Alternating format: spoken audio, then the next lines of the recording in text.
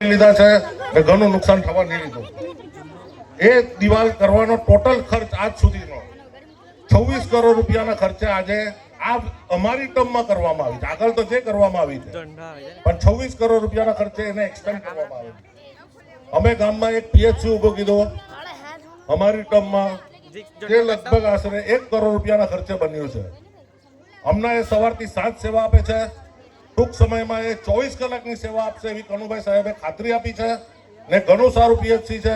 મારી છોકરીએ પોતે ત્યાં જઈને ઇન્જેક્શન લીધા છે ને ઘણું કાબિલિયત સ્ટાફ છે અને ઘણું સારી રીતે કામ કરે છે. એક પ્રાઇમરી સ્કૂલ કરવામાં આવી નવી, જે હમણાં અમે પ્રસંગ કરીને આવ્યા છે સ્વતંત્ર દિવસનો. ખૂબ સારી સ્કૂલ છે. એનો ખર્ચો થયેલો છે 1,75,00,000. એના પછી પ્રાઇમરી સ્કૂલમાં 8 લાખનું શેડ બનાવવામાં આવ્યું છે. સોલરની 7 જગ્યા પર સોલર લાઇટો મૂકવામાં આવી છે, જેનાથી ગામનું બિલ ઓછું થઈ ગયું છે. પછી રાજુભાઈ કહ્યું તેમ એસડીપી લાઈન નાખી. જ્યારે બોમ્બે મ્યુનિસિપલ કોર્પોરેશન સૌથી પૈસાદાર કોર્પોરેશન આખા વર્લ્ડમાં, એને પાણીની કટોટી મૂકી પણ ઉડવાડા ગામને પાણીની કટ મારવાની જરૂર પડી નથી.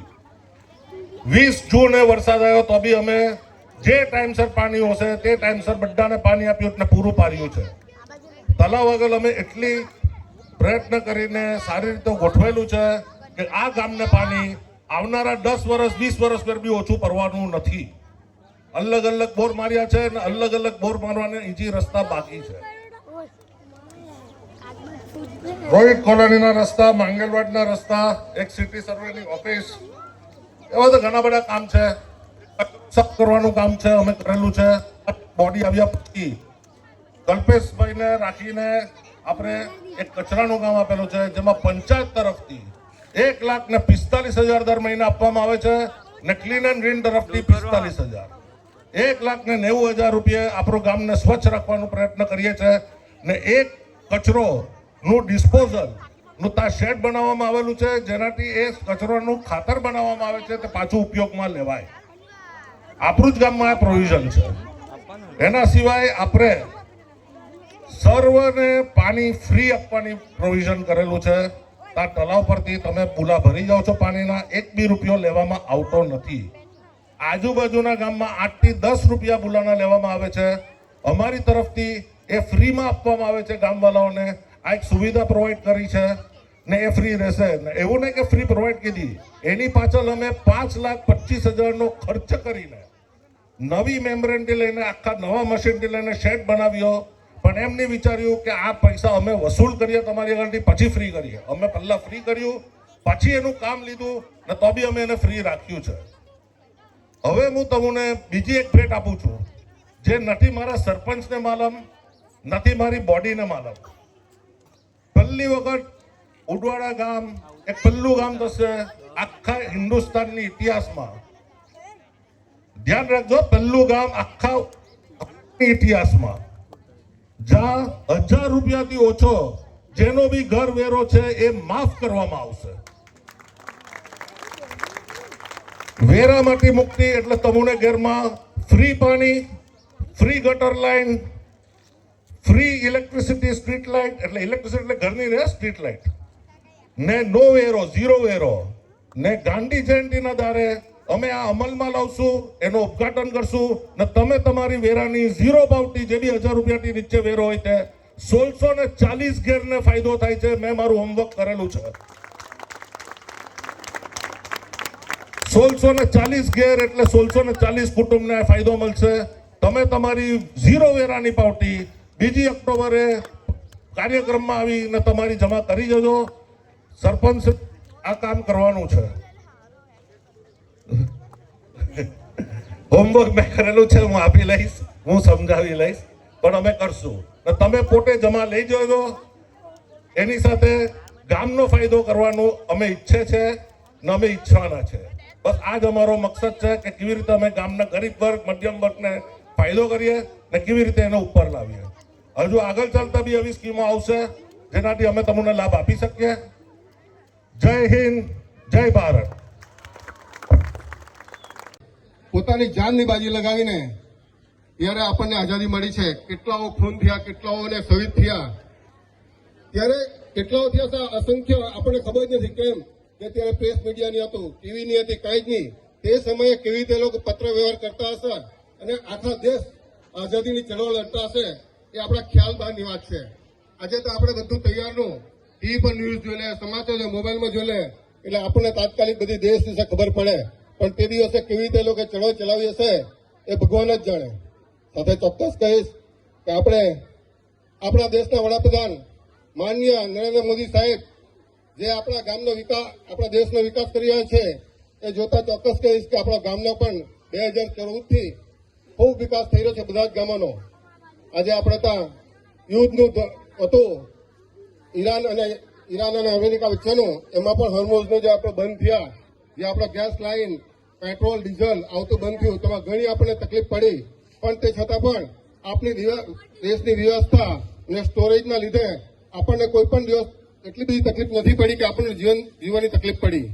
હું જે આપણા ગામની વાત કરીશ, અને ખાસ ગયા ઇલેક્શનમાં આપણા ગામના પ્રજ્ઞેશભાઈ બળવંતભાઈ પટેલ, એમને જે આપણું ગામનું ગૌરવ કહેવાય કે આપણી ઉમરસીવાળી સીટ પર જે 8 ગામો આવે છે, એમાં આપણા પ્રજ્ઞેશભાઈની ચોઈસ આપણા નાણામંત્રી કનુભાઈએ કરી અને અપેક્ષાબેનને ટિકિટ આપી, અને ગામજનોએ જે ખૂબ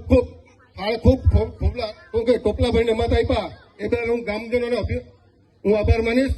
અને સાથે સાથે કનુભાઈનો પણ આભાર માનીશ કે વલસાડ જિલ્લામાં જે આજે ઉદવાડા ગામને કારોબારી અધ્યક્ષ પદ જે પ્રજ્ઞેશભાઈને આપ્યું છે, એ આપણા ગામનું ગૌરવ કહેવાય કે આટલા જિલ્લામાં જે 36 જિલ્લા પંચાયત સદસ્યો એમાંથી સેકન્ડ નંબરનું પદ કહેવાય એ આપણા પ્રજ્ઞેશભાઈને આપ્યું છે.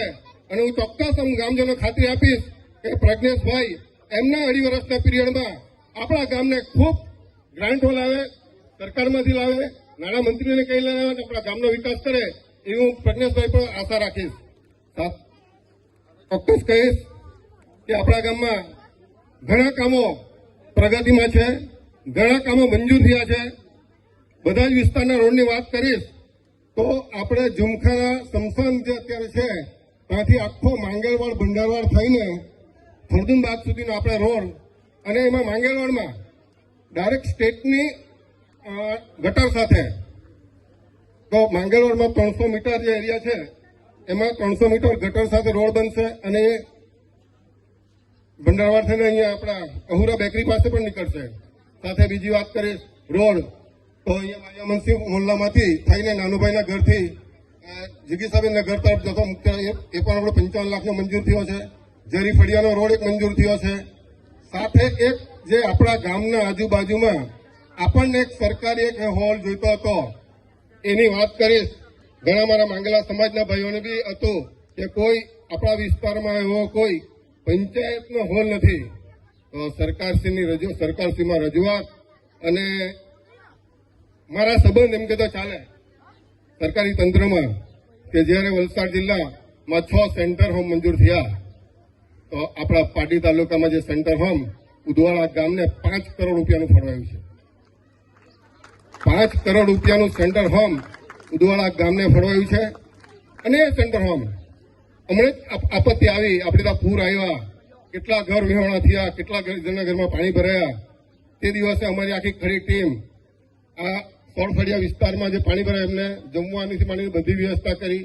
જેની ઘરમાં પાણી ભરાયા એમને આપણે ત્યાં 62 જણના ફોર્મ ભરીને 6,800 રૂપિયા આપ્યા. સાથે એક ભાઈનું ઘર તૂટી પડ્યું, એને પણ 90,000ની મદદ થઈ છે. તો એ સેન્ટર હોમ ફક્ત હું કહીશ કે આના માટે જ નથી, પણ ઉદવાડા ગામ પંચાયત એને અંડરટેકિંગમાં રહેશે. અને આપણે ત્યાં લગ્ન પ્રસંગ કે કોઈ પણ પ્રસંગ કરવો હશે તો ચોક્કસપણે સેન્ટર હોમ આપણને બધાને મળવાનું છે. એટલે આ સેન્ટર હોમના 5 કરોડ રૂપિયાનું, એટલે તમે સમજો કેટલું મોટું હશે. એમાં 2,000 પબ્લિક આરામથી રહી શકે એવું સેન્ટર હોમ બનશે. એ ઉદવાડા ગામ માટે એક સારી એવી કનુભાઈ આપણા મંત્રીશ્રીએ આપણને ફાળવ્યું છે, તો હું કનુભાઈ મંત્રી સાહેબનો પણ આભાર માનીશ. સાથે સાથે બીજા રોડની પણ વાત કરીશ તો લક્ષ્મીનારાયણ મંદિરથી સીધું ઝુમખાના થઈ દરિયા પર જતો રસ્તો 65 લાખનો મંજૂર થયો છે. ઝેરી ફળિયાનો રસ્તો પણ 45 લાખનો મંજૂર થયો છે. સાથે સાથે એક બીજી વાત કરીશ કે આપણે ત્યાં રામશરણભાઈના સમયમાં જે પંચાયત ઘર નવું બન્યું હતું, એના આજે 25 વર્ષ પૂર્ણ થયા. 25-27 વર્ષ પંચાયતને સરકાર નવી મંજૂરી આપે છે. તો આપણા ગામમાં 1 કરોડ રૂપિયાના ખર્ચે નવું પંચાયત ઘર બનાવવાની વહીવટી મંજૂરી આવી ગઈ છે. તો ટૂંક સમયની અંદર આપણે આપણા ગામનું સારું 1 કરોડ રૂપિયાનું પંચાયત ઘર કદાચ દસરાનું કે નવરાત્રીનું પહેલા વીકમાં મુહૂર્ત કરશું એવી હું અપેક્ષા રાખું છું. સાથે સાથે આપણી જે વોલ બની છે પ્રોટેક્શન વોલ 26 કરોડ રૂપિયાના ખર્ચે એના પર જે પગથિયા બનાવવાના છે એ પણ મંજૂર કરાવી દીધા છે. સાથે સોળથડિયાથી માંગેલવાડ સુધીના જે જૂના પગથિયા બન્યા છે એ તૂટી ગયા છે. એને પણ મેન્ટેનન્સમાં દમણગંગા સિંચાઈ વિભાગ દ્વારા લેવડાવી ગયા છે. એટલે ખાસ મારા માંગેલા સમાજના બહેનો અને ભાઈઓને ચોક્કસ જણાવીશ કે ઉતાવળ ના કરતા તમારી તે દિવસે રજૂઆત હતી ગ્રામસભામાં અને એ પગથિયાનું પણ ટેન્ડરિંગ થવાનું છે. એટલે બધા જ પગથિયા પાછા રિપેર થઈ જવાના છે. સાથે સાથે વાત તો પ્રજ્ઞેશભાઈ